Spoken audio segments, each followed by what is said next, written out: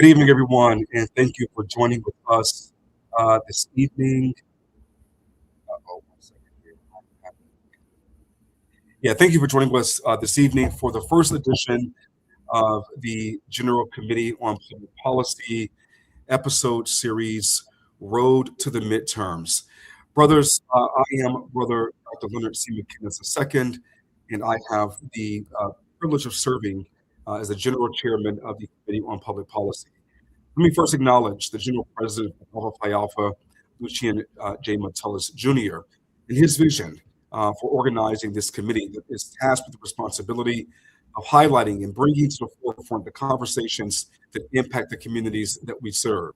It is a pleasure serving in this role. It goes without saying that we face an important year in the life of our democracy. It is also very clear, and it should be to most of us who are on this call this evening, that in many ways our democracy has been under assault. And we, as men of Alpha, have never shirked our responsibility of engaging the difficult conversations, of rising to the level that we need to in order to make conversations happen that need to happen. And so over the next several months, from now until the midterm election, the General Committee on Public Policy will host a new episode that impacts Black America and the communities that we serve as we prepare to get our communities to the midterms and to get souls to the polls. So, brothers, let me introduce one of my committee members who was a part of this laborious struggle with me, Dr. Frederick Ingram, Jr. Professor Ingram, welcome to the call this evening. Thank you. It is really good to have you with us tonight. And what I want to do is introduce Brother Ingram, and then I'm going to go backstage because tonight he is the moderator of this discussion. And as the chairman, I wanted to introduce the series. Let me introduce the committee member tonight who is leading the discussion. He'll bring up the panelists tonight. Dr. Frederick Ingram Jr. is an assistant professor of higher education at Fairleigh Dickinson University and is the author of Black Liberation Through Action and Resistance, MOVE. He is known for critically expressing how anti-Blackness impacts the lived experiences of Black folks in higher education and the law. And so it is a pleasure serving with Dr. Ingram on the Committee on Public Policy, and to all of our committee members. Those who are watching, you'll get a chance to meet them over the next several months. As each month, one of our committee members will have the awesome responsibility of leading one of these discussions. But for tonight, as we engage in the conversation, the politics of Black womanhood and an anti-Black America, please welcome committee member and man of Alpha Phi Alpha, Dr. Frederick V. Ingram, Jr. Professor Ingram, you have the floor, my good brother. Thank you. Obviously, as we talk about elections and election season, I think that one of the things that is super important as we kick off this fireside chat series is that we could not do this without first highlighting during Women's History Month, or as I call it, Black Women's History Month. We could not have this conversation and this discussion without first starting with Black women who are a huge voting bloc in this country and who lead the elections and voting the right way 100% of the time. And so in order to have this conversation, I thought about the arsenal of Black women who I know, who I have the privilege of being in community with, who I have the privilege of engaging with, who I have the privilege of being in relationship with. So those women are members of the Divine Nine, because I thought that was also necessary amid the current conversation about Black Greek letter organizations and our impact on society. We invited a member of each of the 4 Black Greek letter organizations. Unfortunately, Dr. McCoy had a scheduling conflict and will not join us tonight, but I want to shout out to her because she was absolutely going to be here and hold it down for the ladies of Sigma Gamma Rho Sorority Incorporated. First up, we have Lauren Williams, MPA, and these designations are important because it speaks to the expertise of these women. She's a member of Alpha Kappa Alpha Sorority Incorporated. Welcome, Lauren. Then we have Dr. Leslie Ekpe, who is a member of Delta Sigma Theta Sorority Incorporated. Thank you so much for being here, Dr. Ekpe. And last and certainly not least, we have the phenomenal Ifoma Sanichi Ike Esquire. We will go by Ife tonight if she doesn't mind, who is a member of Zeta Phi Beta Sorority Incorporated. each of these women are powerhouses in everything they do. And I feel like I could not have had this conversation with anybody else. So as to not belabor the time, because one of our panelists, Dr. Ekpe, is super busy and has to depart early. So let's jump straight into it.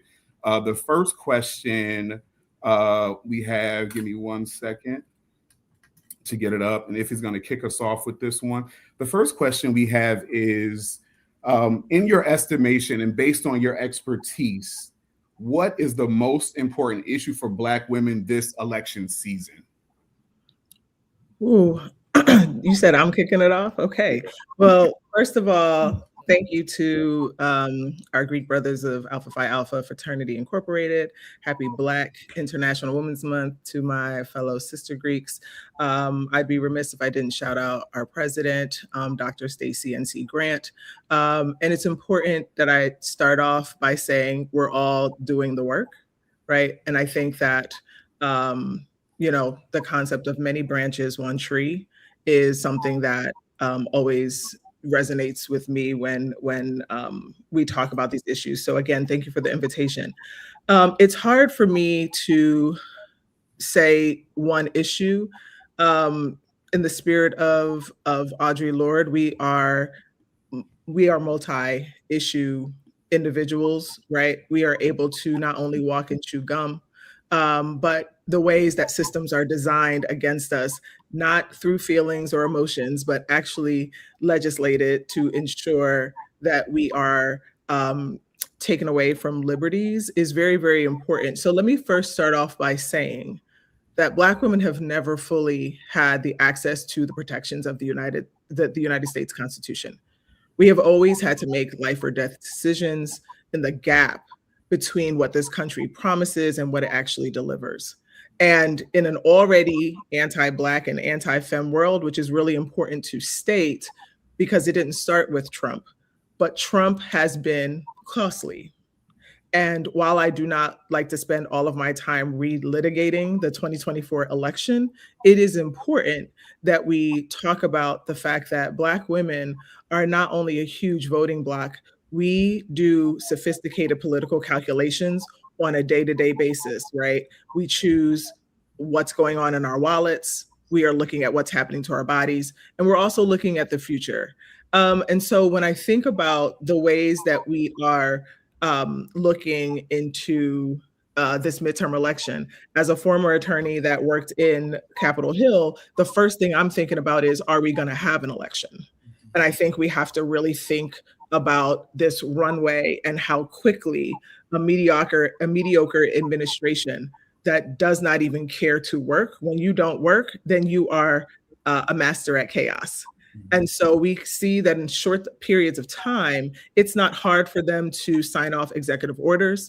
They are already putting out the narrative that there's going to be voter fraud, which happens all the time. But as we are even seeing in the ways that they are manipulating the perceptions of voters, I would say that as we continue with this conversation, I am not I think it's the wrong question to ask us what's the one issue, but I do think we have to think about protecting the electorate. So I do want to have more conversations about what are we doing to ensure that we can vote? What are we doing to ensure that we are, yes, building upon our traditional souls to the polls, but also looking at misinformation and disinformation and having a tech approach? And then what are the ways that media, which right now the First Amendment is so under attack. What are the ways that we are strategically propping up not just one or two, but a plethora of voices that are supported to ensure that from the Head Start to Wall Street, that our people are covered with the right type of culturally relatable information, and that we move away from what's going on in the comm space, especially in the manosphere, whatever you want to call it, that is specifically attacking educated people. And that means that educated Black women are continually being attacked for the ways that we are able to keep this democracy afloat, even when it doesn't serve us. The last thing I will say is that the correct pronunciation of my name is Ifo Masanachi, but that's okay. I know that's a lot of letters and vowels, but I would love for us to move from issue to practice and praxis, right? Like, what are the ways that we are actually combining the best of our strategies to make sure people can vote so that however they want to vote, they can do it. Thank you for that. No particular order, Lauren or Leslie?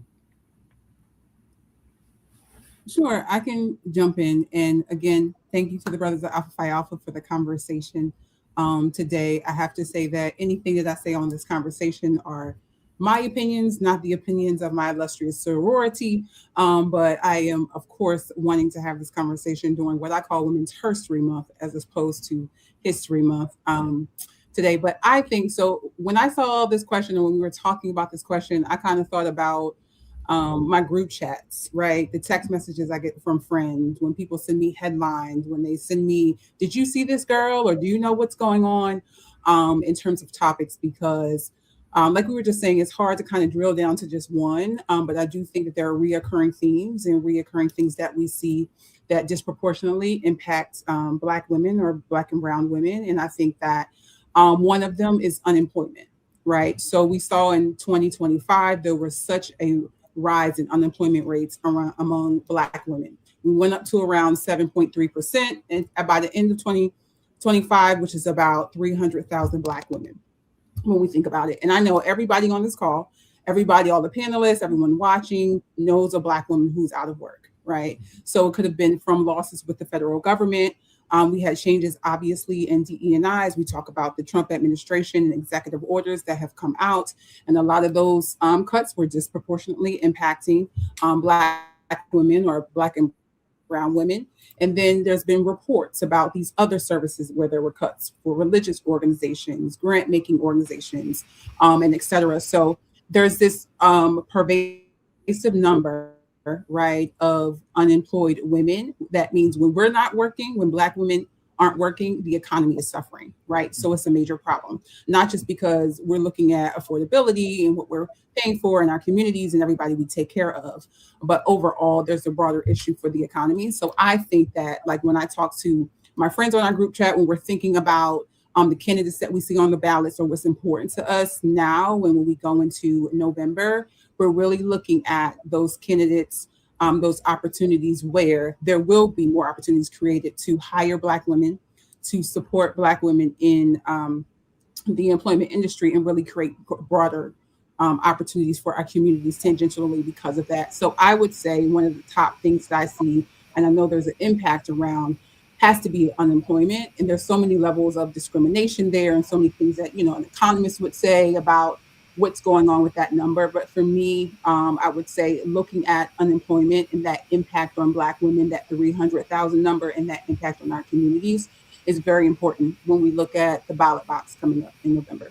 For sure. Thank you for that. And kind of thinking about what both Lauren and Ife just said, I want to toss this to you, Dr. Ekpe, particularly, right? Dr. Moy Bailey coined the term misogynoir, which is used to help us directly assess how Black women experience discrimination on the basis of race and on the basis of gender.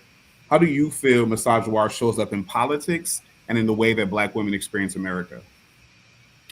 This is a heavy question. Can you hear me? Yes. Okay, good.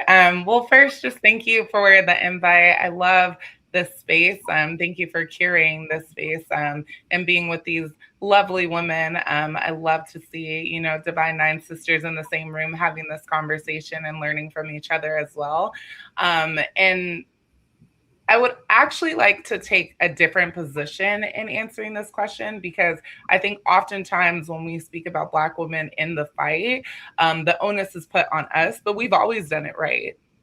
So I would actually like to twist it, right? And I would also argue, before getting to the question, just going back to our first question, I think the biggest issue, quote unquote, and I kind of like to stay away from the word issue, but for us is putting ourselves first and making sure we're safe. Because as Ifeoma stated, the Voting Rights Act is under scrutiny. You know, we were a part of the women's suffrage movement. We led that movement, and we're talking about making sure that we have access to be a part of this democracy, right? You can't be liberated without having some form of onus within this fight. And so And then we hear Lauren, and she's talking about the unemployment rate, where we know that Black women have disproportionately been affected by the layoffs in 2024 to 2025, even up until this year. And then we're talking about, the wonderful Dr. Moya Bailey and the work that she has done to talk about both racism and sexism and what we face in our work environments, in our societies, and whatever space we occupy. And I think about my friend that said, all you had to do was vote for the Black woman. Right? And we think about former Vice President Kamala Harris, where she's a perfect example of this question, right? The political scrutiny that she faced, the double standards, right? Just running in this position, being the most highly ranked, highly achieved person to run in this position, and she was still scrutinized, right? So it almost goes back to those conversations of you can do everything right, and when democracy still doesn't make room for you, it does not matter, right? And I just want to go back to what Lauren said about these are solely my beliefs, not the beliefs of Delta Sigma Theta Sorority Incorporated, and also not the beliefs of my workplace. These are solely my beliefs, and I appreciate this space. And I also think it's really critical to make sure that we do talk about the positions that we are in, because that goes back to the conversation about safety, right? Even it being in this space, it's a safe space for us, but how safe is it for us to express our feelings towards, Black women in politics, Black women in spaces where we always have to appear some type of way, right? This way that is acceptable to the environment that we're in. And so it's really interesting to hear this question, because once again, I don't want the onus to be on Black women. Right? And so what would that look like to put the onus on someone else, right? Because it seems as though we're the ones that are always having to clean up the mess. So I argue and almost would like us to approach the questions in a way that allows us to just be and be liberated, and talk about, those group meetings that Lauren was talking about, right? Like everyone in this room, we have group meetings where we are liberated and we feel as though we are contributing to the general masses of, change and actual equity. And so celebrating those moments can also push us through these midterm elections and what that would look like. So I'm excited to see the other side of liberation as we all do that liberatory practices in our work. Awesome, thank you. Ifeoma, any thoughts on that? Mad thoughts. So the first thing being, I definitely have to say that I do not represent nobody but my family, myself. I'm a follower of Black Jesus. It's always risky. And I say that because I am a movement person. Disruption is my love language, using tools of everything from policy to being really behind the scenes. So I do love, though, the freedom that my sisters have given, especially in the concept of like safety is oftentimes not the conversation that is positioned. It's almost like soft, when people talk about like soft skills, like when it's like soft skills are actually the connective tissue to ensure you can have all the data and the facts in the world. If you don't know how to speak to nobody, nothing's coming your way, right? Safety has been embedded and therefore normalized and socialized, not just in our bodies, but to the greater public, that we don't deserve to be safe. Right. And so what ends up happening is that our bodies are also hyper protective of each other. It becomes a job. So if somebody is, as far as misogynoir, right, at a time now where we are seeing Black women columnists, journalists, TV hosts, commentators, either being violently or secretly erased from the public sphere, it almost feels like there is another thing that we need to fight. We are never just fighting the policies that are on the table. We also recognize what it means for us not to be safe, and what that silence is complicity, right? So to Dr. Ekpe's point, I really do hope that even this as a micro modeling of what it means for Black women to be safe to have these conversations, and what it means in a Sankofa way to look back at the times that we were not protective of, especially those who braved to be in the public, whether we agreed with them or not. I think very much about the last 10 to 15 years of what it meant to be in what people call the quote unquote front lines of movement. And if we're going to be very honest, it was often within the House that people were like, that's not the way that we need to move. That's not the way that we need to, you're pushing back against the system, ... And every time I heard something like that, I knew that they were also saying, we can't protect you. Yeah. And I think we have to be honest about, if we are going to move forward with the type of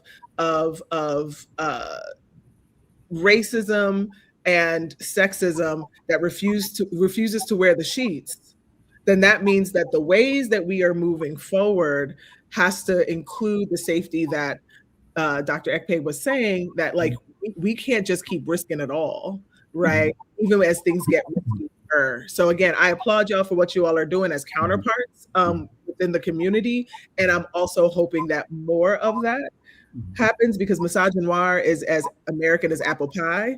But the way we counter that is we have to have a futurist perspective as to like, what do we look like as whole people in the future, and how do we make those steps happen now? And to the extent that people who have lived and died trying to make sure that safety was a priority, how do we make it not just a Black woman's issue, but how do we make it an us issue? And I also want to call out, that's queer folk, that's non-binary folk, that's disabled folk, like the intersections of who we are expected to protect ourselves while saving America. And that's just not sustainable. Yeah. For sure. I was so excited to jump into this conversation, I forgot to give my own disclaimers. So the views of this panel are those of the speakers as individuals and do not represent Alpha Phi Fraternity Incorporated or also my employer, right? So now that we got that out of the way, want to jump into the next question with Lauren. What do you believe our community, specifically Black people, should be focused on as we head into the midterms and conclude this primary season? Sure. And quickly, just because, like most people, I just want to add to that last question.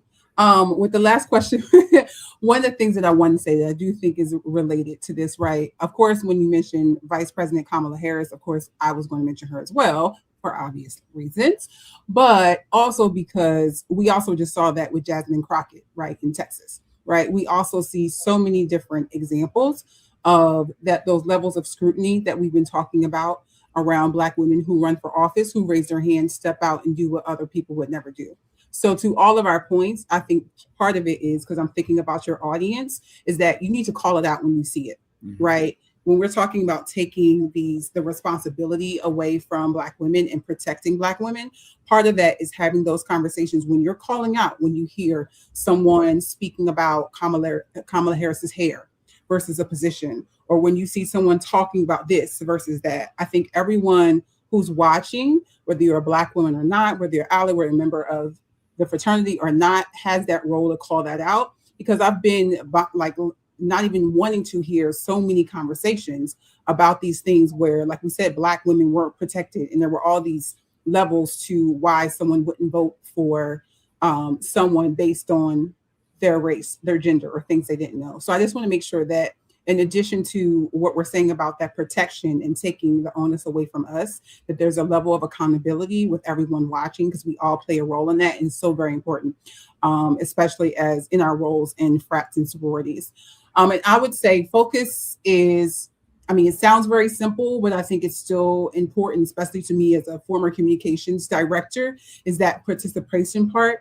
It's that information part. And it's really what we said before. I think it was when we started this conversation about getting the souls to the polls or getting people to the polls. Because historically, we know midterm elections are terrible in terms of voter turnout. We also have apathy happening right now. People just do not care. We saw all those memes about get someone else to do it. Black women already did it. We did our part, this, that, and the other. So I think overall, when we think about what's happening between now and the election season, we really need to think about the different ways to engage our community. And similar to how we're talking about Black women not being a monolith overall, neither is Black culture, right, or generations. So how do we reach the different generations and get them as engaged and excited about what's happening and about protecting our democracy that we were talking about before, so that there is a vote coming up? So I would say that participation piece, that information piece, and doing everything we can to get people actually to the ballots in November.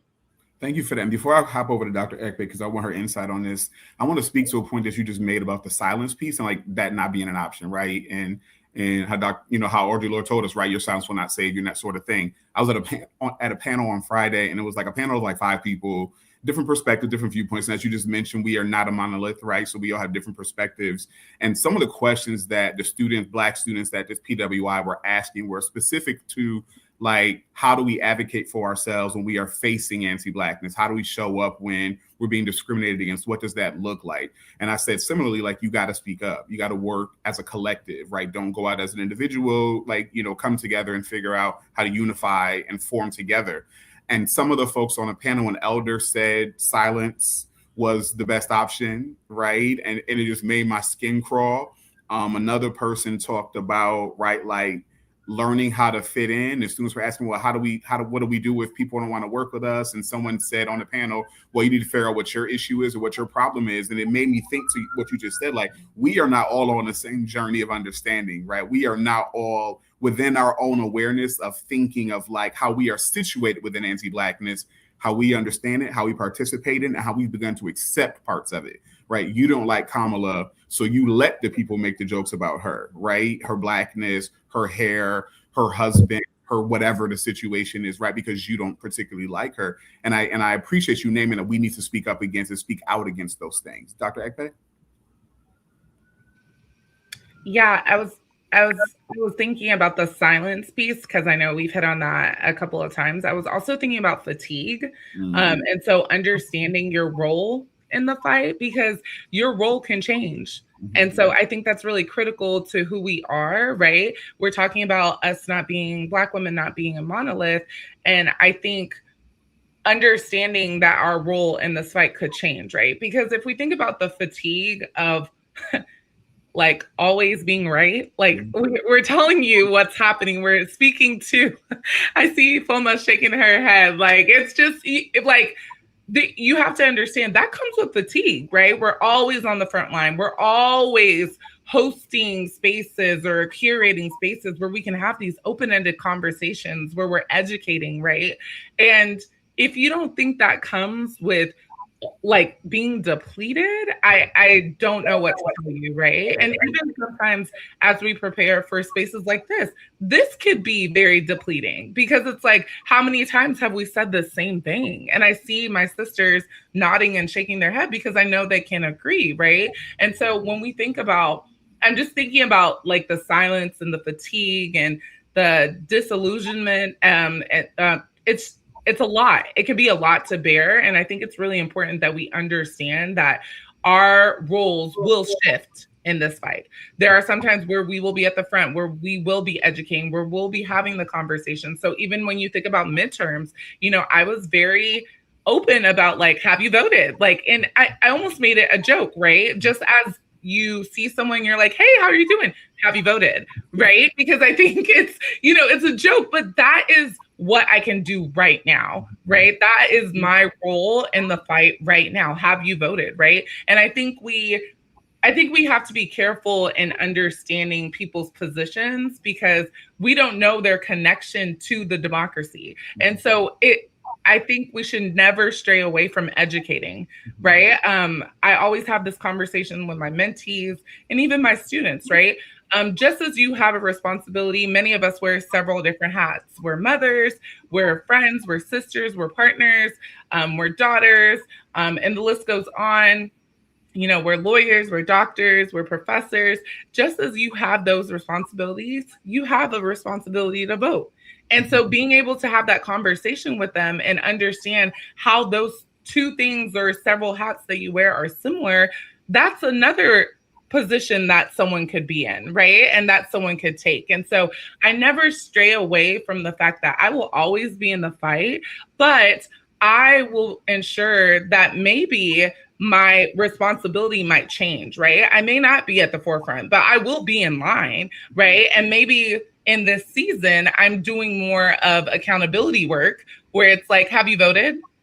Right? That simple question, it's simplistic, right? But it moves the needle of putting the onus back on the individual that you're speaking to. And so I think rethinking, one's role is really critical in this fight, because your role could look different at any point in time from now until November, right? And so that is also still a part of the coalition building, right? And so taking the conversation a little bit further, and understanding that fatigue, we've talked about safety, we've talked about silence, but fatigue plays a role in this, right? Because imagine having the same fight over and over and over and over, and then saying the onus is on Black women for us to make a change, right? And we're looking back like, but we've been making changes. We've been trying to say something, right? And so I think respectability comes in this, and understanding that our roles can change in this fight. We could still be a part of the fight,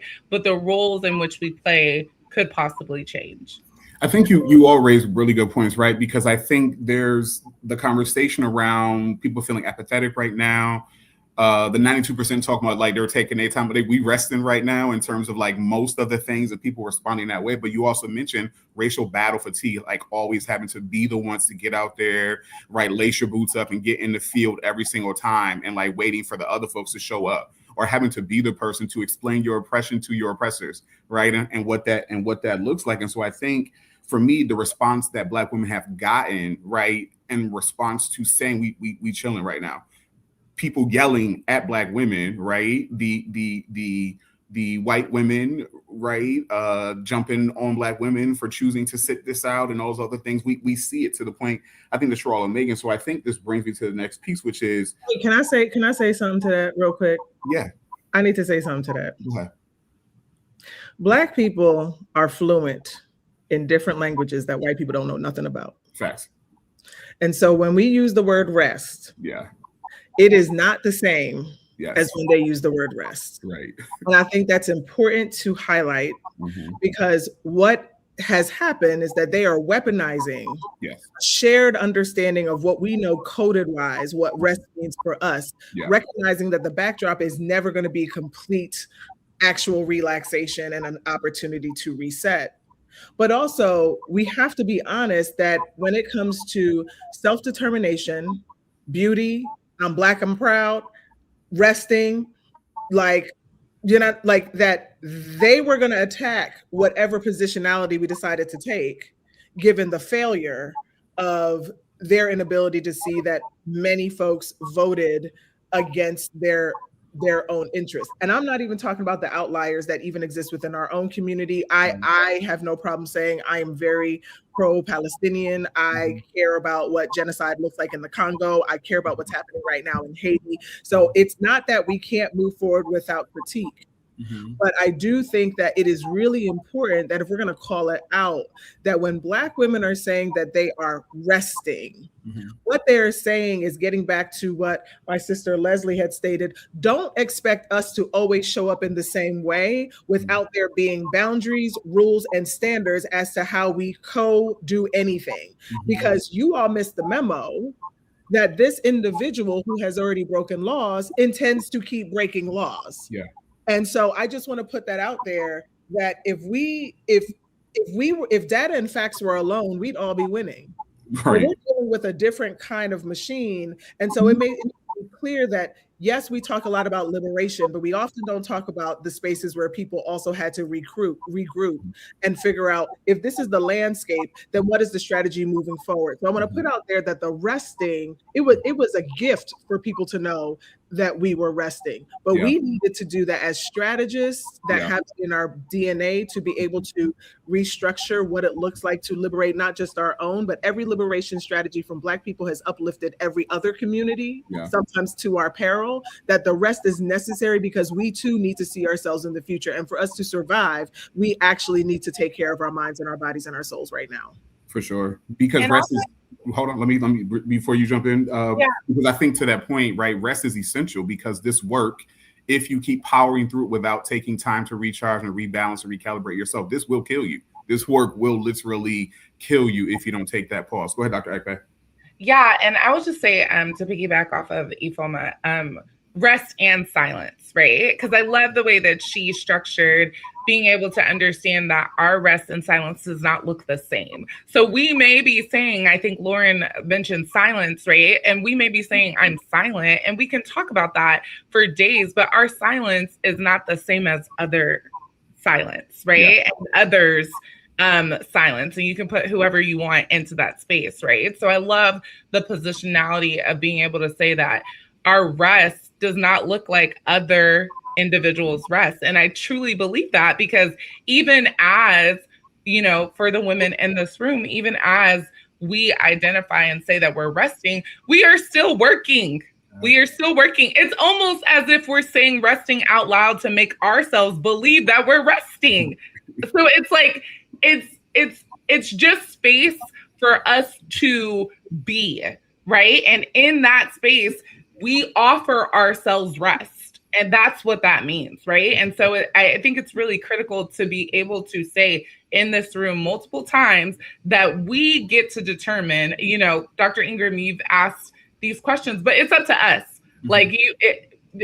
Like, what's the number one issue? That's a us thing, right? Mm-hmm. And honestly, a lot of these questions are making me, you know, call to question as well. Some of these answers are very sacred to us. And these are things that we often do not share. So I just want to give kudos to my sisters in the room, because a lot of these conversations and responses are things that we hold for ourselves. We do not share them with others. We keep them in the group meetings. We keep them in the group chats. We keep them, you know, to the side, because what happens is within the candor and the vulnerability, people weaponize that. And then they take it and use it against us. So, you know, I'm really slow to answer some of these questions. I don't know if you all can be able to tell. It's because I'm being very critical in the way I approach it, because, you know, for those who are watching, I'm not sure how much you can take and then turn it on me, because that's what we're used to seeing. And so I think it's really important that we position these questions in a sense that it's for us, and in our response, understanding that there is a lot of vulnerability that's happening within the space right now. Yeah. Oftentimes something that we're not willing to share. Yes. Thank you for including that. And with that in mind, right, Lauren, what do you think the problem is with the current political messaging as we head into the midterms? As it pertains to Black women voters post 2024, right? What do you think, considering what we're talking about, right? The safety issue and the vulnerability of sharing how you all are feeling, right? Post all of this or amid all of this, right? Like, what do you think is what is wrong with some of the things that is being pushed our way in terms of how we should engage, how you all should be engaging in this moment? Well, I think for me, there are two separate issues, because I think the safety conversation and having the space to be vulnerable and to share certain things and to act within those ways is separate from what political messaging can do right now, just because of the limitations of it. I think that's putting too much responsibility kind of on political messaging right now. I think there are two separate things.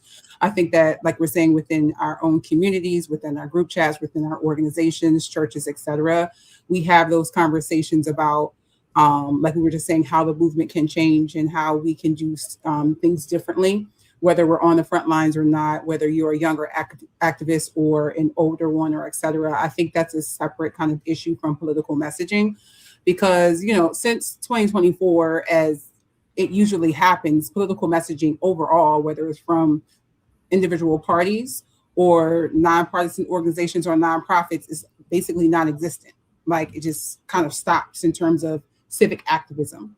I think that, of course, we start seeing what happens at certain polls. We start seeing what happens at the administration level and things like that. But in terms of actually speaking to Black women voters or engaging us in terms of what's important to us, or that next thing that moves us as Black women or as different generations and types of Black women, I just think that messaging overall, I haven't really seen it that I would say in a way that has pushed or engaged me. So I think that's a problem within itself.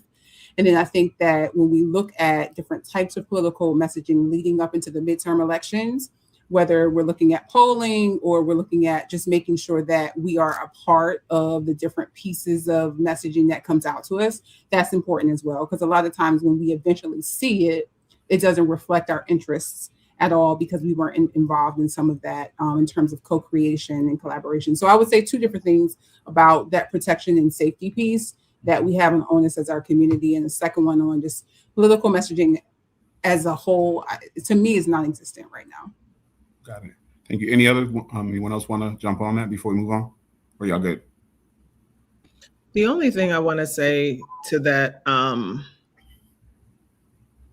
and this kind of ties to the question you had before. I didn't really respond to that one because I was just I had to get my point out about rest. I had to get it out. But I want us to be, from a humble perspective, I always let people know I'm a first generation daughter, firstborn in a poor family from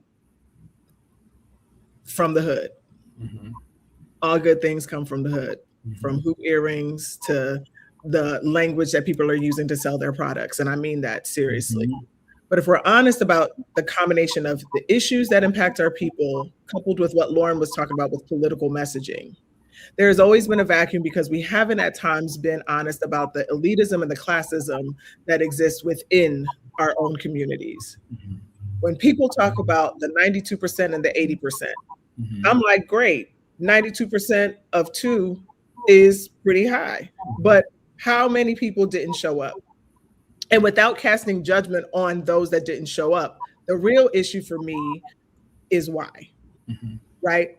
Because we're all living with the consequences, but I don't want us to go through the form of shaming that sometimes happens. Yeah. Because I'm already starting to feel it as to how we shame our community members that don't show up in a particular way.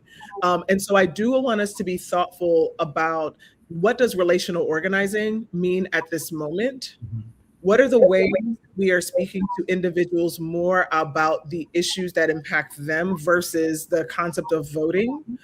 Because similar to COVID, people have rightful reasons why they do not like to participate in state programming or what have you.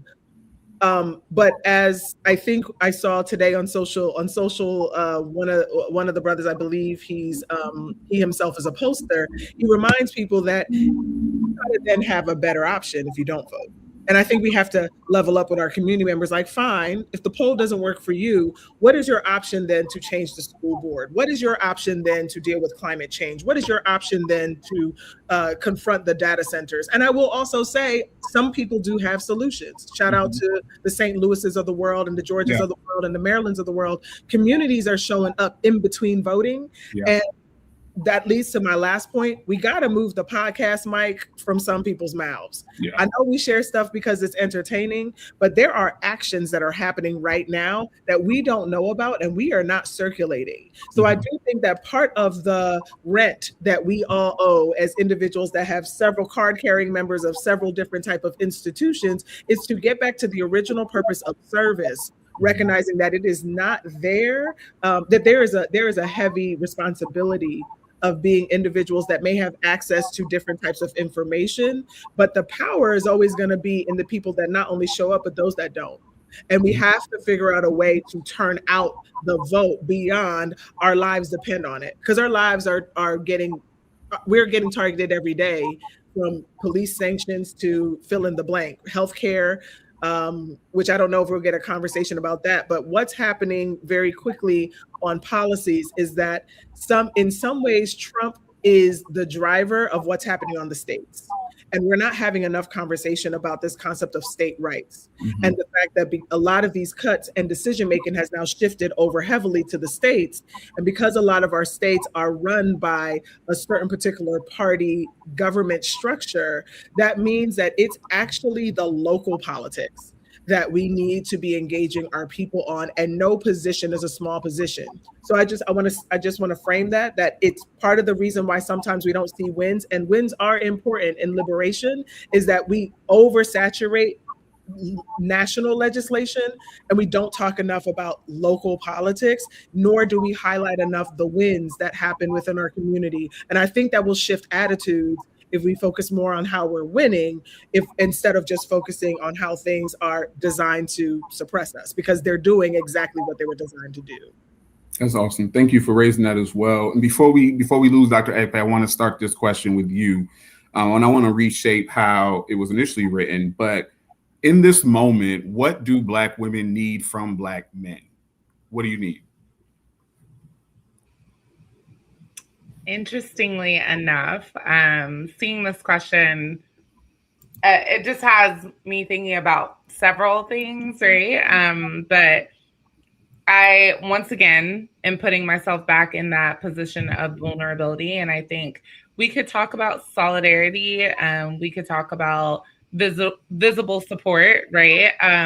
But I think at this point, it's time for reciprocity.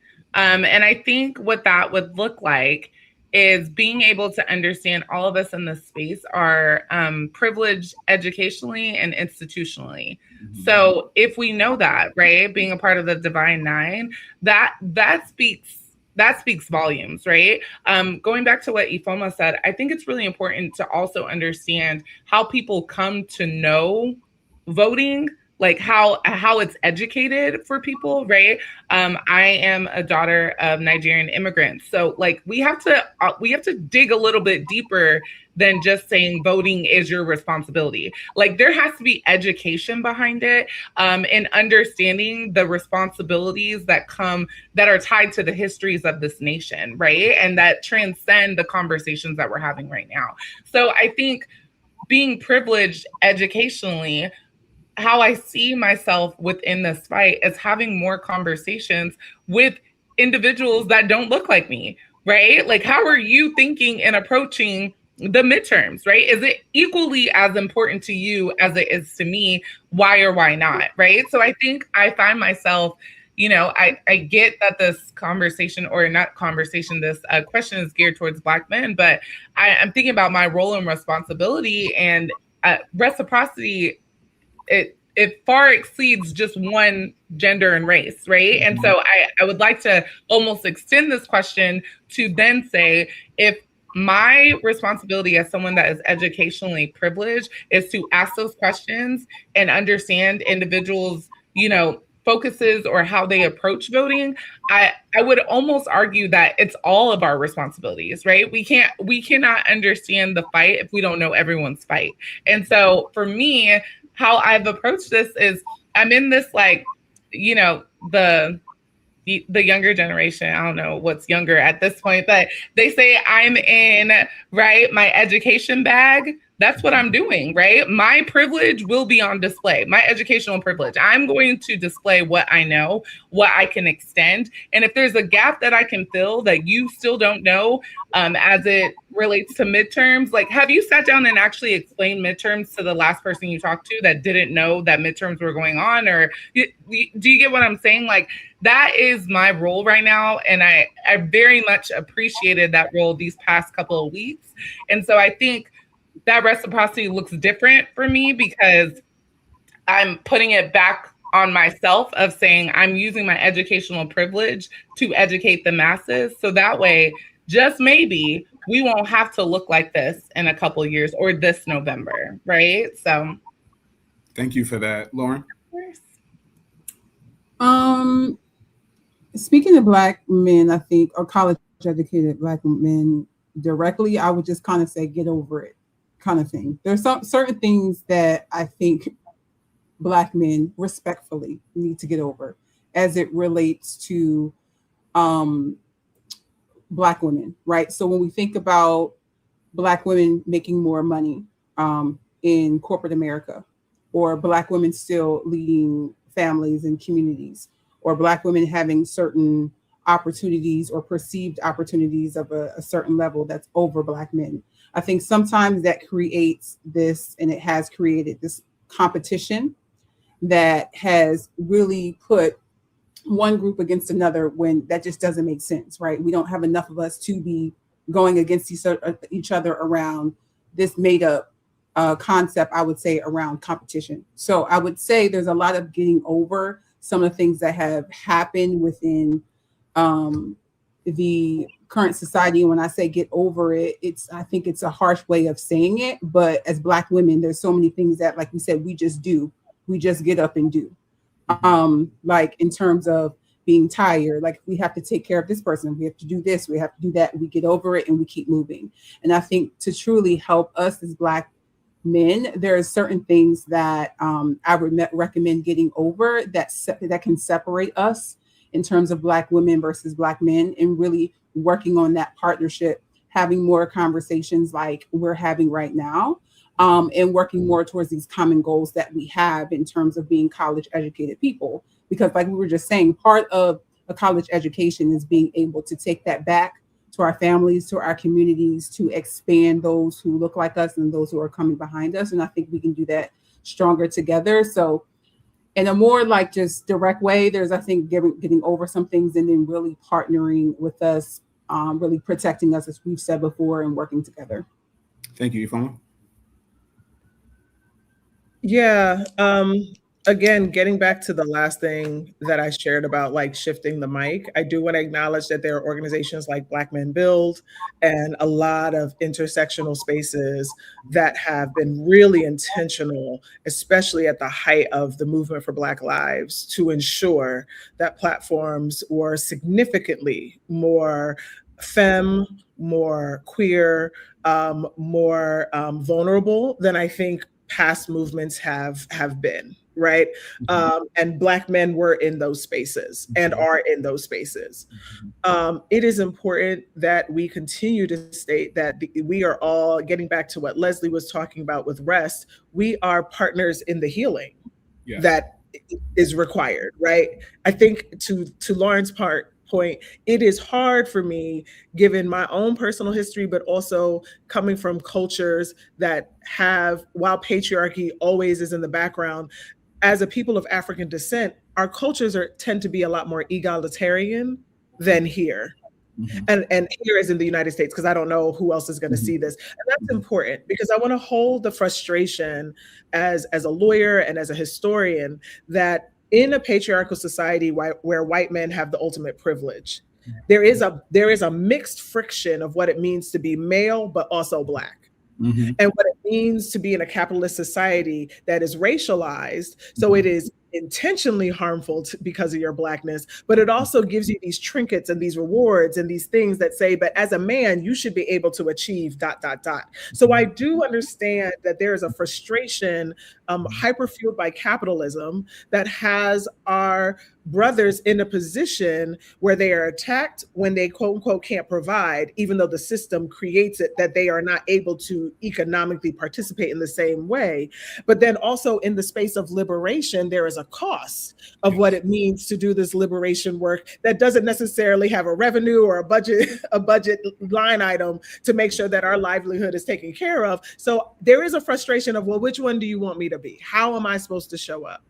And so I say that because it's important, even if it sometimes is repetitive, that there is this understanding that we are in a space where not only are we rooting for you, but we are also in a space where we can't afford to practice without understanding that this capitalism, it was never designed for either one of us to necessarily have parity with those in dominant spaces. So to Lauren's point, when she says get over it, the way I take it is get over the fact that we even, and I don't mean all of us, there are individual outliers, but we as a collective are not necessarily looking for the one-to-one parity in the paycheck or the bank account or it is about the collective survivorship. And I don't want to keep talking about in binary terms as if we're talking traditional family structure, because a majority of families are traditionally man and women, and that is the overdominant space of partnership. I do think it's important to call that out and understand that frustration. What I will say very quickly are that I'll just say two. understanding that majority of women who came into activism, myself included, did not come into activism fighting on behalf of women's issues. Mm-hmm. And that's important. Mm-hmm. We have always been in the space where, because of somebody being killed, something in the news getting traction, we have always seen it as our duty to fight. Mm-hmm. Why is that important? Maternal health injustice is not just a woman's issue. In fact, to the point that was raised earlier by Dr. Ekpe, if we are the only ones that are fighting on behalf of our issue with the fatigue that we have and the fatigue that we deal with, we know that we are not going to be able to overcome the overwhelming amount of propaganda and policies that are there. So the thing that does hurt me and continues to hurt me is I want to understand better, and I'm putting on my social scientist hat for a second. Before I judge, I do want to understand better why y'all don't come out in mass. Mm-hmm.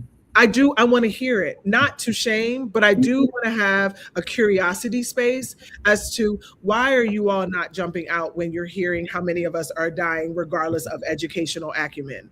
Why are we not coming out when we hear of the many missing children, regardless of gender, that are, subject to not getting coverage? Or why are we upset or frustrated, to Lauren's point, are the cuts to HBCUs, do you not see that as impacting you as well? Or do you see the disproportionate unemployment in Black women who over-index all women in the labor force? That is not just a Black woman's response. And I do want to shout you out, Frederick, that again, there have been Black men who have also been highlighting that this is a social issue, but this is also a financial, economic issue to everyone. So again, putting the mic and saying properly that Black men have been speaking.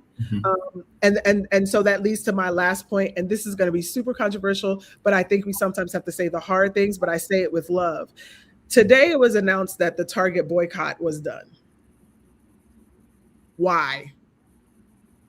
This is what I'm talking. This is the hard thing that we don't want to talk about. Why? When we talk about who the consumer is in the Black home, it is overwhelmingly Black women. That means that overwhelmingly it is the activism of Black women consumers that cripple Target. It is therefore, it is imperative that we are included in a collaborative and cooperative way to talk about where we want to invest our dollars, but also, to Lauren's point, what is the messaging that serves all of us? Because I haven't seen any changes in Target's policies. I haven't seen any announcement of any type of a board that's going to be advising on what it does moving forward. And they funnel a lot of money into politics. So I do think that sometimes what I'm also seeking, again, it's not the one-to-one parity of Black men owe us this, but we owe ourselves a serious space to be like, why you did it? What happened? We are afraid to do that. And what happens is social media creates a false democracy and a false sounding board that we end up talking at each other instead of with each other. So whatever we can do to get to some analog strategies, whatever the kitchen is, whatever the shop is, we got to get back to those spaces. And we got to have that same question that you posed, Frederick, as a communal conversation. And we need to have the safety to be like, before I judge, why aren't you showing up? Because I need to understand that. Yeah. For sure. And thank you for saying that. And as we come to the top of the hour, I want to say something, and then I want to give both you an opportunity to give your final closing thoughts. And I think to the point that we're all mentioning here, right, and that is that we need to take an intersectional approach to all of this, right? Like even the way that the individual, right, Pastor Brian came out and spoke about the Target boycott ending, right? The boycott was called on by a Black woman, right? And we were all in response to this anti-Black positioning that the store took. And so to come out and say that it is now over, we didn't have a meeting among the Black people to decide that this thing is now over. I think that if Black men had an opportunity to truly understand the way that we are also damned in the relationship with patriarchy, anti-Blackness, and white supremacy, it would allow us to see that we do have other parts of our identity that also we must give light and space to, that we also have to acknowledge the fact that we have these differences that disallow for us to show up for everybody all the time. And we also need rest. Right. We also need reciprocity. We also need to be able to name the fact that, like, you know what, I'm not okay. and I need a hug, and I need, and I need particular things for my people as well, and give ourselves the space and the grace to be able to do that, and give ourselves the grace and space to be soft and to be gentle and to also be quiet, right? And I think that's also important to add to this conversation. And then I want to give you both an opportunity to, provide your final thoughts, and also how people can connect with you. You're both doing amazing work, DC Fashion Blogger, Pink Cornrows, right? Like, give us an opportunity for people to be able to connect with what you all are doing. Lauren, you can go first. Sure, I can jump in first. I was trying to get off mute. First of all, I just enjoyed the conversation today, right? In the different perspectives that we were able to share. And like we said, have a space to be vulnerable and really talk about these issues right now. Because I think for many people who may admit it, whether it's in a group chat, like we started talking about, or if they're on a phone call with their mothers or their friends, or just thinking about things themselves, is that there's a fear out there in terms of what things are going to look like in the next 3 weeks, in the next 3 months, leading up to November and et cetera. So I think the more that we have conversations about this and how we all kind of play a role in changing what's happening around us, I think is very important in having these spaces to be able to do that, and recognizing what that fear can be and how that can affect people. Because one of the things we were talking about is like what organizing may look like now, and what it may look like for some people, because there have been so many studies about people being dissatisfied, right, with what's going on right now. But then those same people have said they haven't organized anything. They haven't gone to a meeting. They haven't gone to a protest. And a lot of that is because of fear. A lot of people are worried about their jobs and their livelihoods. You add that with the apathy and overall disengagement. And I think just having the space to have these conversations that are so important, led by Black women, about Black women in our communities, are just so important in terms of us moving forward. So I'd like to say thank you so much for that opportunity. And like you were saying, Fred, you can look up on Instagram. It looks a little bit different from our conversation today. Like a lot of the things that we talked about were part of my past life as a communications director for Mr. Clyburn, the House Oversight Committee, Secretary Fudge, and others. So those things don't leave you, right? It's always important in terms of what you do and how you keep working and how you keep pushing. So that's a lot about what I talked about today. But in terms of talking about that, or culture, entertainment, any of those types of things, you can find me on Instagram. You can find me on Facebook. Just look up Lauren Yvette Williams. I'm one of those people who go by every name, Yvette with the E, and I'll connect with you. But thank you so much for the conversation. Thank you, Fama. Yeah, same. I'm very glad that we started this conversation, bringing our real lives into space, from the group chat to talks about safety. Oftentimes these conversations are laden with a list of data points, and we all had them, right? But I do think that the shift in the conversation was very welcomed. I'll start first with where people can find me, follow me. I do run a team called Pink Cornrows, which weaves the genius of Black indigeneity as well as the indigeneity of a lot of first persons in how we do our social impact problem solving consultancy. And annually we have a conference called Black Policy Lab. So you can also find on mostly on IG, _ Black Policy Lab, to find out more about our offerings there. As far as just a final thought, I do want to say that this moment is ripe for imagination. It is important that we keep an Afrofuturist and movement lens as we are moving forward. That also means that at times we have to abandon the things and the strategies that may have worked for a time. What we are seeing is that we have never been in a post-racial anything, that's because isms and racism especially is the finest wine that's out there, that means that it's evolving. And so we are, it is important for us to again, call out our wins. I want to shout out to Dr. Frederick's point about, the sustained boycotts that have capitalistic effects. That is something, right? We got to show up for our independent media, whether that's Joyanne Reed or Laurie Daniels, the Native Pod, whatever it is. But even more indie podcasters, and sharing them with each other. Everybody has a different audience and a different language. So we want to recognize that everyone, we don't get anywhere if people keep turning off the mic and turning off their stereos, right? Because they feel like there isn't a connection there. And then I do want to say that when it comes to like hyper local things that we need to look to and look to support, a lot of people are being evicted right now. A lot of people are on support right now because of the unemployment crisis, and they're doing this in silence. We need to check with people to see how they're doing, our own versions of mutual aids, our own version of SUSUs. That's very important. Midterms is after back to school. So we need to also be advocating on the local level with our school boards. We recognize that book bannings are increasing across the nation. And if folks have not seen the latest movie by Ava DuVernay, Origin, it's important to recognize that book burnings are one of the actions that are connected to genocide. Mm-hmm. And so there is a visceral, intentional erasure of who we are as well as Indigenous persons. That is almost a warning and an omen, if you will, to what is to come. So we need to be absolutely vigilant about creating spaces for us to have book clubs, to get our young people together, to get back to what the Black Panthers were doing on the weekends, take over our libraries as long as they're still here and free, and making sure that we are not taking for granted in a digital age the analog, the hard copy of what it is that we have access to while we have access to it.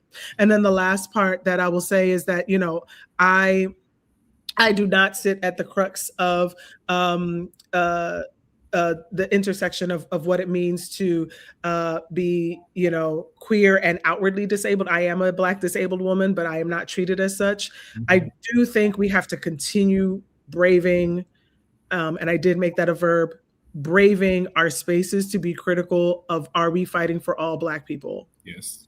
And that we have to model it, have grace to have the conversation, but to Lauren's point, get over it. Mm-hmm. Because when one of us are attacked, we're all attacked. Mm-hmm. And there is no discrimination as to, you know, the violence that comes to one not only impacts their livelihood, but what it does is it gets another liberation strategist out of the movement.